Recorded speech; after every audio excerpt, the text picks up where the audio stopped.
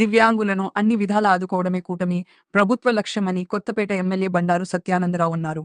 దివ్యాంగ శక్తి పేరుతో ప్రభుత్వం దివ్యాంగులకు ఆర్టీసీ బస్సుల్లో ఉచిత ప్రయాణం కల్పించే పథకాన్ని కొత్తపేటలో ఎమ్మెల్యే బండారు సత్యానందరావు మరియు BC finance corporation chairman Reddy అనంతకుమారితో కలిసి ప్రారంభించారు. ముందుగా వారితో కలిసి బస్సులో ప్రయాణించారు. అనంతరం దివ్యాంగులకు భోజనం వడ్డించారు. ఈ సందర్భంగా ఎమ్మెల్యే మాట్లాడుతూ కూటమి ప్రభుత్వం అధికారంలోకి వచ్చిన తరువాత దివ్యాంగుల సంక్షేమానికి అధిక ప్రాధాన్యతనిస్తుందన్నారు. City ordinary, metro express, Palle Velugu, ultra Palle Velugu express బస్సుల్లో మహిళలకు స్త్రీ శక్తి పథకం కింద ఉచిత ప్రయాణం కల్పిస్తుండగా ఇప్పుడు దివ్యాంగులు ఉచిత ప్రయాణం చేయవచ్చన్నారు. 40% అంతకంటే ఎక్కువ శాతం వైకల్యం ఉన్న దివ్యాంగులకు ఉచిత ప్రయాణం వర్తిస్తుందన్నారు. గత ఏడాది డిసెంబర్ 3న అంతర్జాతీయ దివ్యాంగుల దినోత్సవ కార్యక్రమంలో పాల్గొన్న సీఎం చంద్రబాబు వారికి ఇంద్రధనస్సు పేరిట 6 పథకాలు ప్రకటించారన్నారు. అందులో ఉచిత బస్సు ప్రయాణ సదుపాయం కూడా ఒకటన్నారు.